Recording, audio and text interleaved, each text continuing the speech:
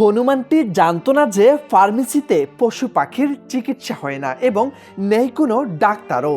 তবে ফার্মেসির মালিক তাকে নিরাশ করেনি।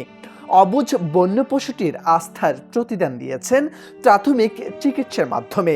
ব্যথায় কাতর হনুমানটি চিকিৎসায় সুস্থ হয়ে ফিরে গেল আপন ভুবনে। আহত হনুমানটি চিকিৎসার জন্য নিজেই হাজির হয়েছিল ফার্মেসিতে। দুদিন আগের এমন ঘটনা এলাকায় ব্যাপক চাঞ্চল্যের সৃষ্টি হয়েছে। দেশব্যাপী আলোচিত হয়েছে ফার্মেসির মালিক ও হনুমানটিও। সম্প্রতি মেহেরপুর শহরের কাছারি বাজার এলাকায় আল হেরা ফার্মেসিতে ঢুকে পড়ে একটি পূর্ণবয়স্ক হনুমানটি গিয়ে সোজা ফার্মেসির টেবিলের উপর বসলেও ভয় পায়নি ফার্মেসির মালিক আরিফুল ইসলাম মিন্টন।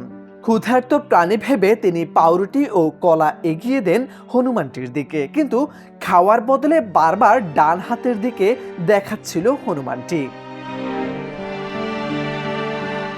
এক পর্যায়ে দোকানি দেখতে পান হনুমানটির হাতে ক্ষত রয়েছে। ক্ষতস্থানের ব্যাপক যন্ত্রণায় ছুটে এসেছে চিকিৎসা নিতে।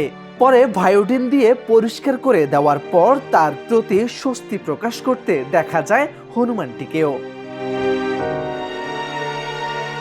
চিকিৎসা চলাকালীন হনুমানটি দীর্ঘ 2 ঘন্টা অবস্থান করে ফার্মেসিতে।